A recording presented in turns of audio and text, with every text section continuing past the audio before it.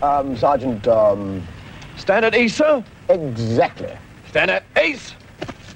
Easy. Morning, madam. Morning. Captain Smythe. My men and myself are out on target practice, and as it's rather a long way from the camp, I wonder if we could possibly use your outside lavatory? Oh, yes, Captain, of course. It's just round the back. Thank you very much. Thank you. Attention! Right turn! Spread out! Range 25 yards, commence firing.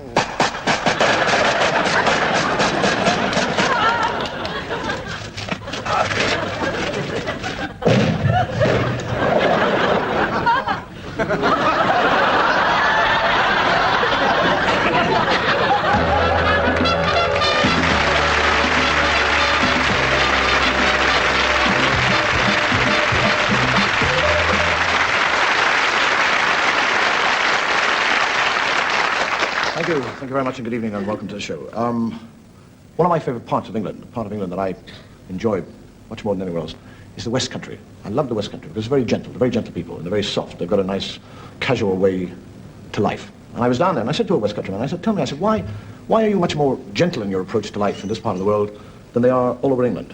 And he said, down here we've got a philosophy in which we believe, never do today what you can do tomorrow. You're Irish. You must have a very similar sort of policy over there as well. I said, yes, we do, but it doesn't have the same sense of urgency. You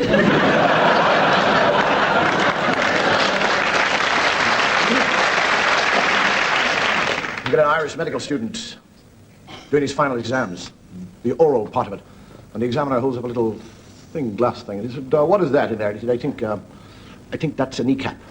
He said, it's a human brain. He said, what is this? And he said, that's a left foot. He said, it is a skull. What is this? He said, that's a jawbone. He said, it is a leg. I find it rather remarkable that after 5 years of studying medicine, that you come in here for your final examination and you know nothing at all. The fellow said, well, sir, I thought the exam was tomorrow.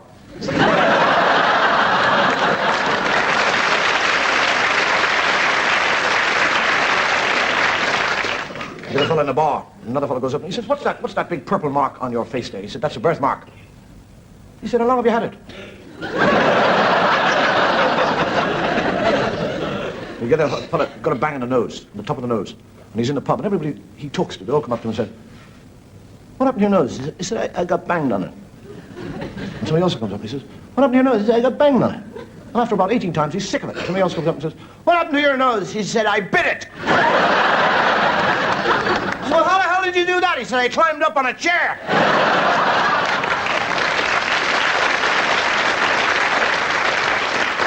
We get a drunk coming home late at night. Goes in the front door, and his wife is sleeping upstairs, and suddenly she's woken up by this terrible crash. And she said, what's going on down there? And I said, the goldfish attacked me. The other people I was talking to one says, do you know what I've done? I have crossed my bajigar with an eagle. And they've given birth to a baby. And I've called it Bugle. And he's yellow. And he's stooped all over.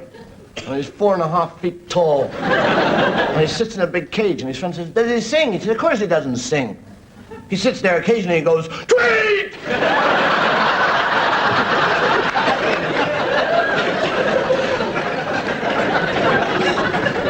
Two drunks in a bar in Ireland. And the fellow says, do you have good fishing in this part? And this fellow says, do we have good fishing? Oh, God, no, not boy, I tell you. We have got the greatest fishing in the world. The fish are thick in the water. You don't even have to put a rod in. You just go down and grab them and pull the things out. Big salmon, that big. I tell you what, when you're on your way home tonight, you look over the bridge when you're going over the bridge and get your friend there to hold you over by the legs. Lean in there and pick the big salmon out of the water. And they go, and he said, we will try that when we get to the bridge. And I said, yeah. And they get to the bridge, and he's hanging over, upside down. He's there for about 3 minutes, hanging upside down, waiting for a salmon. And all of a sudden he shouts out, He says, do you have a salmon? He said, no, there's a train coming.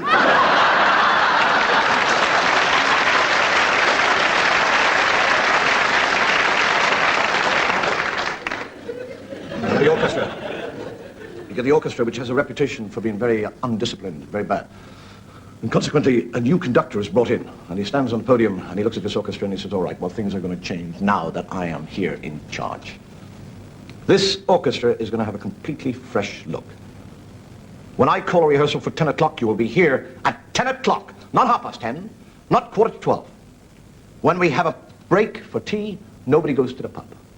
There's no card playing on the stand. I am going to turn this orchestra into the most professional, beautiful orchestra. Now, anybody here who doesn't want to sit in this orchestra under my baton can get out now. And the drummer goes, brrrr, ching. And the conductor says, when I find out who did that, he's fired.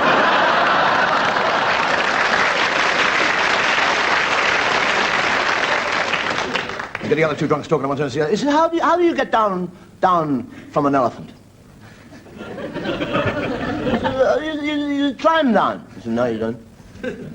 He said, well, you slide down his tail. He said, no, you don't. Well, you say, hey, Jumbo, up trunk, and he puts the trunk up, and you say, down trunk, and he takes you down with his trunk. He said, no, you don't.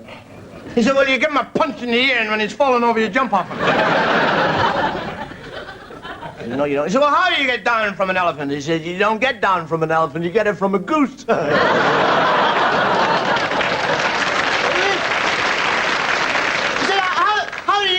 From a goose. He says, it's easy. It's not as tall as an elephant.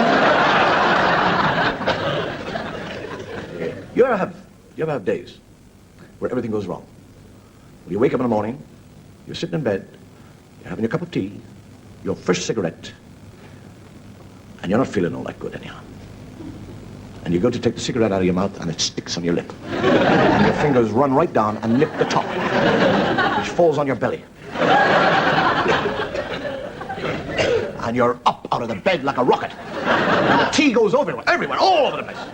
And you put your foot on a hot water bottle. Well, a cold hot water bottle.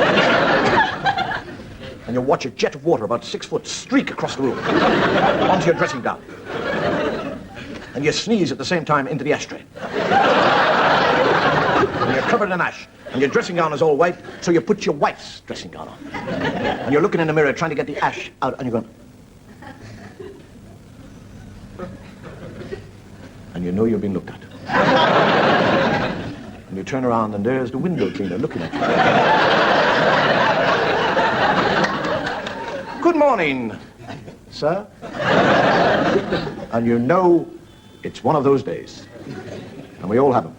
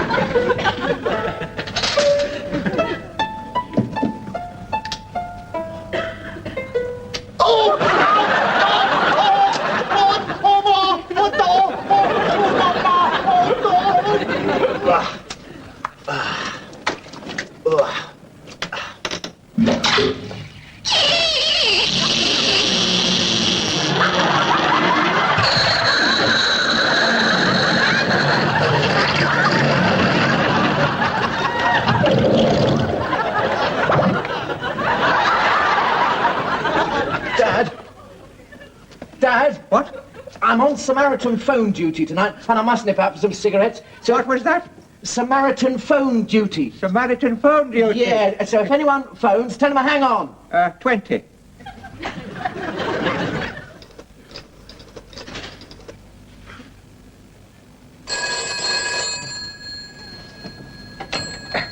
Hello, Samaritans here. Can I help you? Not exactly. You won't remember me. Samaritans here. Can I help you? Well, not exactly. You won't remember me, but a number of years ago, I was in a rather desperate situation. I rang you up. You were so helpful. You were actually very, very wonderful. And Samaritans here. Can I help you? Hello? Hello? Hello? Can you hear me? Hello, Samaritans calling. A number of years ago, I was rather frustrated. Samaritans here. Who's that? It is me. What I'm trying to say is, I'm trying to ring up to say to thank you, because a number of years ago I was... Hello? Hello? Can I help you? Yes, you could help me. Please, if you would stop saying, can you help me? Can I help you? All I'm trying to say is that a number of years ago I was in a rather desperate situation. I was Hello? extremely... Will you shut up, you stupid old fool, and listen to me? Hello? I'm just trying to tell you that I'm completely cured now, and I'm ringing up to thank you. Do you understand that? Hello, Samaritans. Good, good. Good.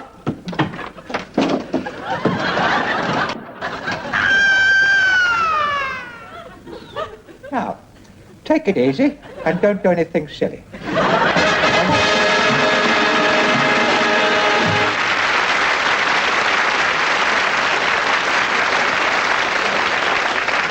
I came home the other night in a rather gritty mood. My wife can tell. And she said, what's wrong with you? And I said, well, I was in a pub having a drink, and there was a fellow talking politics, and he was talking the greatest load of rubbish, and I got livid. I stood there, and I wanted to hit him. And she said, well, what stopped you? I said, he did. And that fellow comes home from a pub with a black eye, and the wife says, where'd you get the black eye? He says, Murphy gave it to me. She says, Murphy? Seamus Murphy?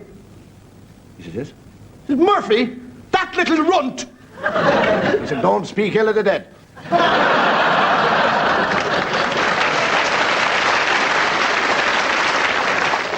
There was a character telling me that he had found actually the way to commit the perfect crime. He was going to kill his wife, but not with arsenic, or strangulation, or mock suicide. He was going to kill her by making love to her. He was going to make love first thing in the morning. He was going to make love before breakfast, during breakfast, after breakfast. Halfway through the morning, halfway through the afternoon, after tea, late at night, in the morning, any time. He would keep on making love, and she would die from making love. And I met him 4 months later, and he's sitting in his wheelchair.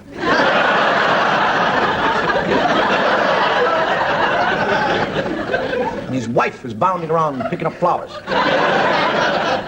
And he says, look at her, the silly cow. She doesn't know she's only got 5 months to live.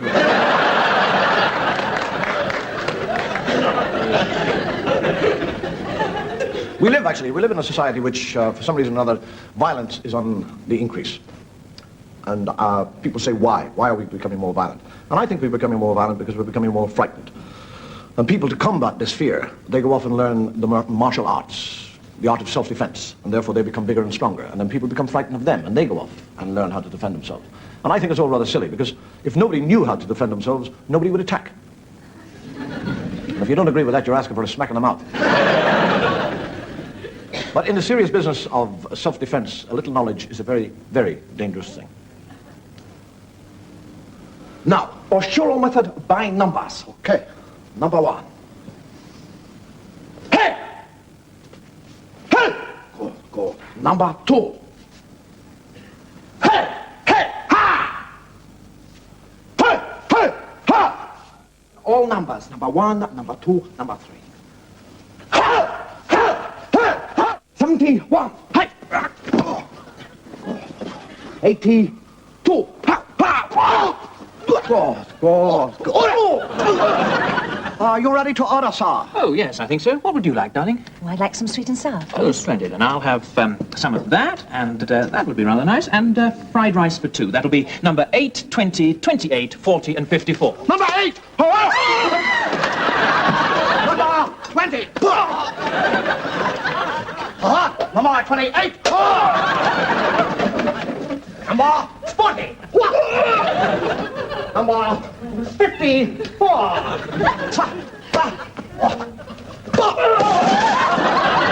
Would you like a coffee to follow, sir?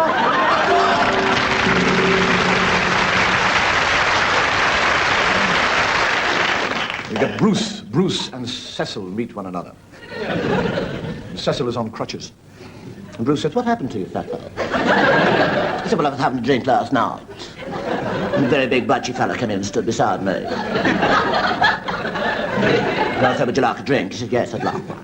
So I bought him one, and he bought me one. And then we bought one another drinks all night. And then I said, 'Would you like to come back to my place?' And he said, 'No, you'd like to come back to my place.' So I went back to his place. And he lives in this big block of flats just there. And he went in, and I said, 'You're a big, strong man.' And I gave him a kiss, and he picked me up, and he threw me out the window. I said, 'What floor was that?' And he went, 1, 2, 3, 4, 5, 6. 'Hello, I'm not angry with you.'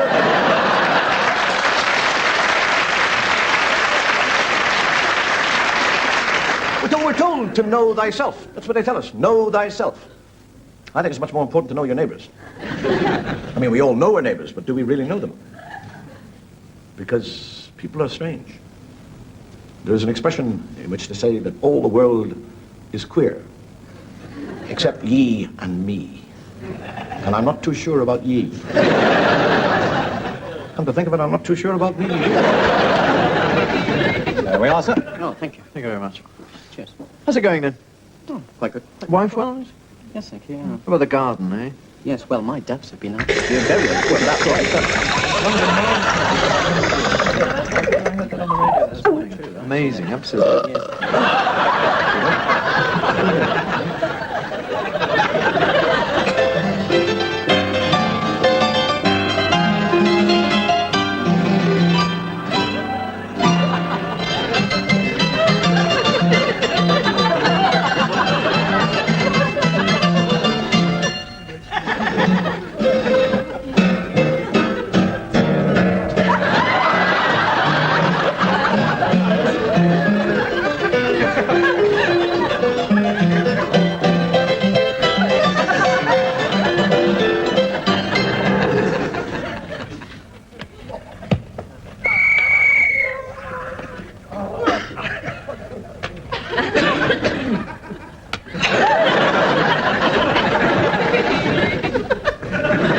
I saw you take it. I didn't, honestly. I've never stolen anything in the whole of my life, you little liar. I tell you, I saw you steal it. Then you're damn well mistaken. How can I be mistaken? You stole it from right under my nose. It wasn't me. And then you put it in that pocket. I did not. Oh, yes, you did. Give it back. No, I didn't. That's your answer to everything, isn't it?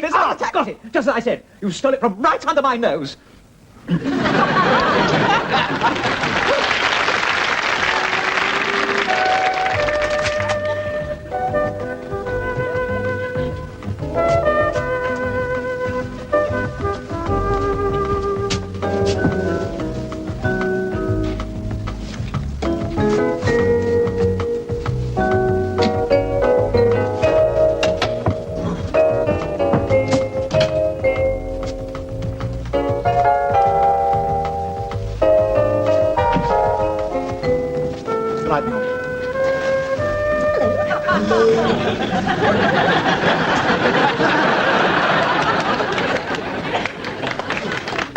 I, Dr. Jekyll, am gradually losing control to Mr. Hyde.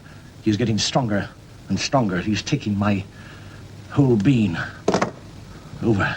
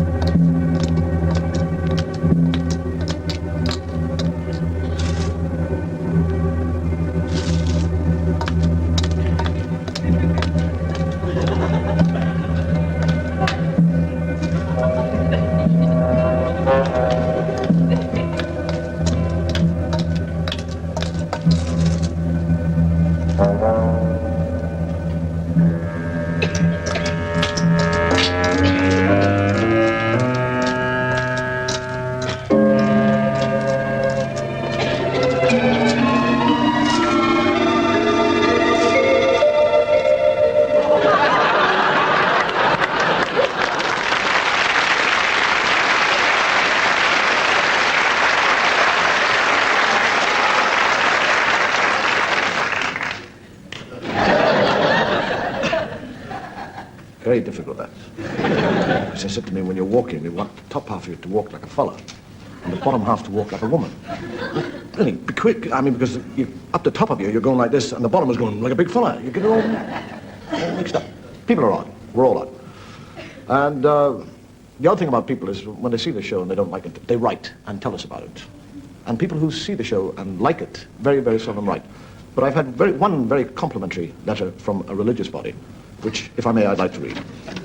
And it says, "Dear David, I'm just a brief note to say thank you, especially for all the religious sketches, which give us great pleasure. Being in the religious business ourselves, naturally we see the humor of the situation. And we would like to say that we are not at all offended by the sketches regarding the confessional box, priests, nuns, coffins, and even the Pope falling backwards. May we wish you continued success. Best wishes, Rabbi Bernstein."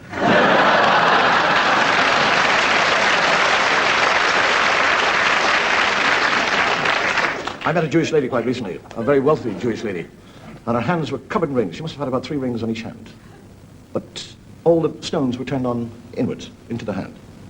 And I thought that was rather nice, because people talk about the Jewish people being ostentatious about their wealth. And I said to her, I said, it's very refreshing to meet somebody who is very modest about their wealth. And she said, "What do you mean? Modest? But you know how we people speak."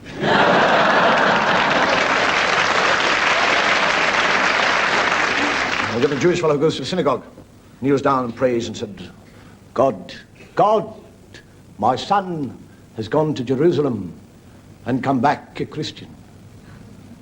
A voice from heaven said, "It's funny you should say that."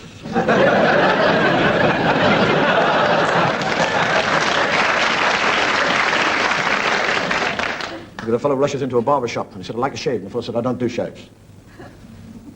I'm not a barber. I am the person within the Hebrew religion who performs surgical acts upon young male Jewish boys." He said, "Well, why do you have a barber's pole outside?" He said, "What would you suggest?"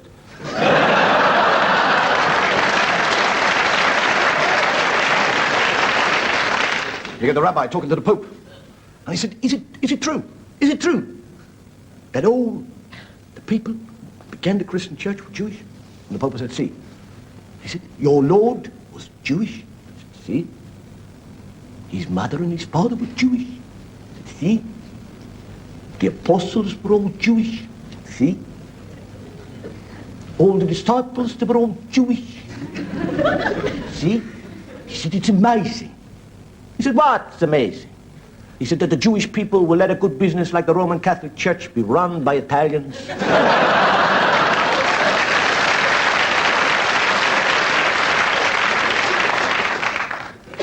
I think I mixed up my accents there, didn't I? Finished up with a Jewish Pope. An Italian rabbi. Oh, well. Well, if the Jewish people can have a giggle at us, or we can have a giggle at them, they must in turn have a giggle back at us. "And it came to pass that on the 7th day the children of Israel were encamped at Agath Shiloh.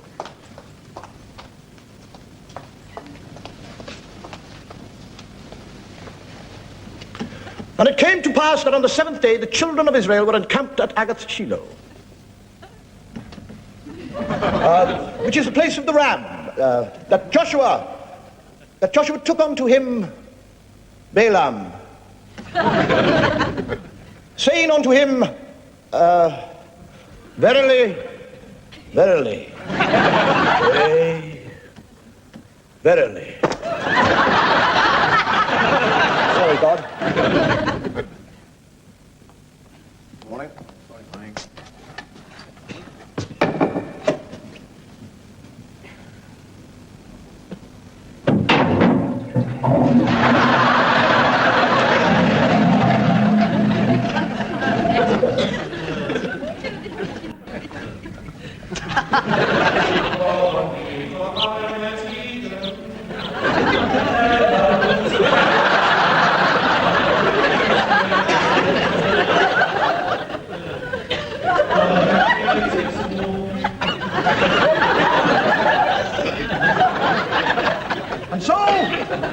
consider Samson, that mighty son of Israel. Great was his strength when he slew the enemies of the Israelites. And then he was tempted by woman and sapped of his strength. Until one day, laughed at and alone and blind, he stood between two pillars. And he prayed for the Lord to give him strength. And as he prayed, strength flowed back into his arms, and he pushed. Good evening, ladies and gentlemen, and welcome. You're probably wondering why I invited you, who are avowed atheists, to meet in the house of God. But we have with us tonight one of the greatest theologians of the Roman Catholic Church, a man who, by his powers of persuasion, has made many people see the light. He is renowned for his ability to convert the non-believer. You might say a success rate of 99%. I give you Father Quinn. Good evening, friends. Now, I want each and every one of you gathered here tonight to look into your hearts. And having looked, is there any person in this congregation who will stand up and definitely deny the existence of God? I do.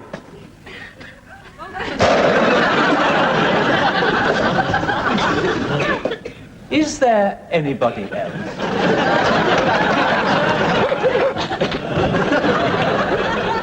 Songs of Praise tonight comes to you from the chapel of St. Engelbert's Monastery in Wapping. The monks in the choir are Trappists and have all taken a vow of silence. So here, the rendering of the Hallelujah chorus is St. Engelbert's Trappist Choir.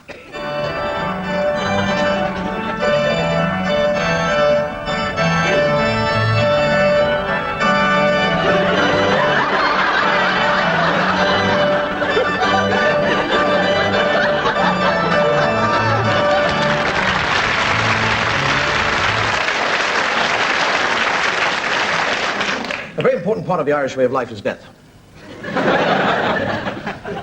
See, if anybody else, anywhere else in the world dies, that's the end of it, they're dead. But in Ireland, when somebody dies, we lay them out and watch them for a couple of days. It's called a wake. And it's a party, it's a send-off. And the fellow's laid out on the table. And there's drinking and dancing and all the food you can eat. And all your friends come from all over the place. And they all stand around the wake table looking at you with a glass in their hands and they say, here's to your health. And the terrible thing about dying over there is that you miss your own wake. It's the best day of your life. You paid for everything and you can't join in. Mind you, if you did, you'd be drinking on your own.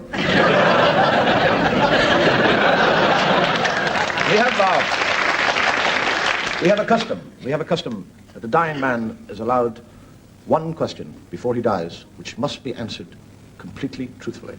Otherwise, the soul is damned. And you get a little fella dying. And he's got 4 sons, 3 of the biggest fellows you've ever seen in your life, and 1 skinny little puny nothing. And he's lying there and he's going, Mary, are you there, darling? Are you there? She goes, I'm here, love. And I'm here beside you. I'm going. He says, I know. Don't hang about now. Mary, before I go, I'm going to ask you the question. Tell me now. Tell me, is that skinny little runt standing at the end of the bed, is he really my son? She says, he is. Honest to God, he is your son. And he goes, and she goes, thank God he didn't ask about the other 3.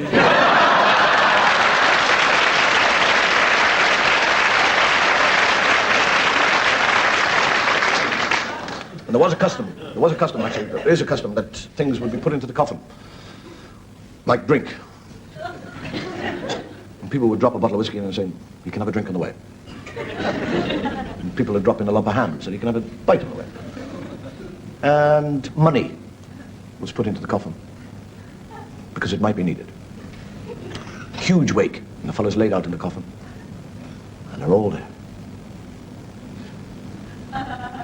And there's one fellow there that they don't like, because he's a boastful type. And he suddenly stands up and he says, whatever money goes into the coffin, I will double it. So they said, right, we'll catch him. How much money have you got? And they gather up as much money as they can between them all, and it's £500, and they plunk it into the coffin. And they said, there you are, double that! And he writes out a cheque for 1,000, puts it in, and takes the 500 out.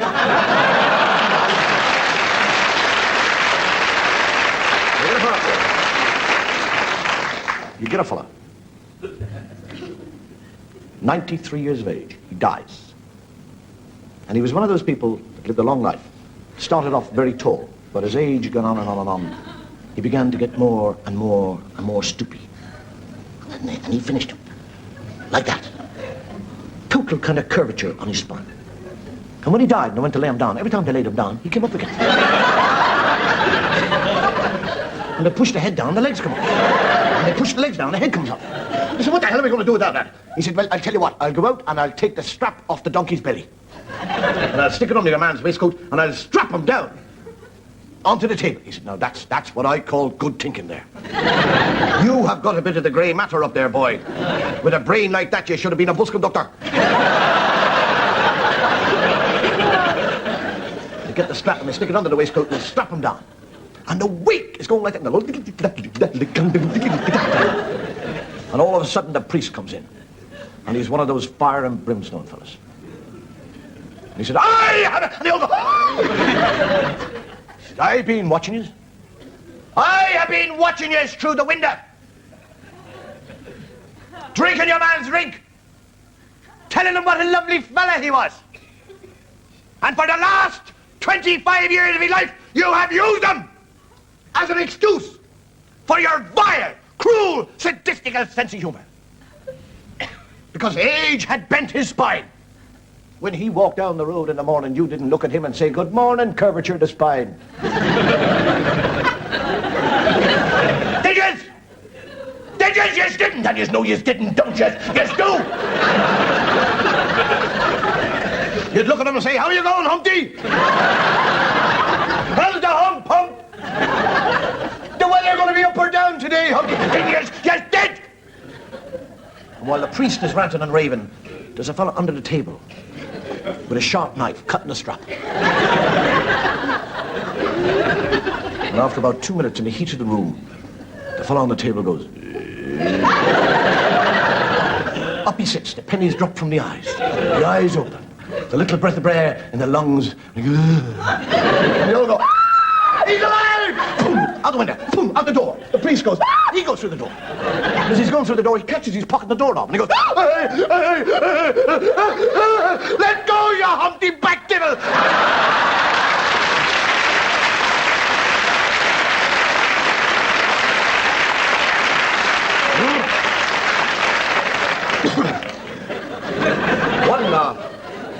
One final custom that we have in Ireland regarding death and a funeral is that only one person who is buried in a graveyard can go to heaven. Which basically means if two people are buried in the same graveyard on the same day, the last one in has got to wait till tomorrow. So can you imagine what would happen if one funeral met another funeral going to the same graveyard?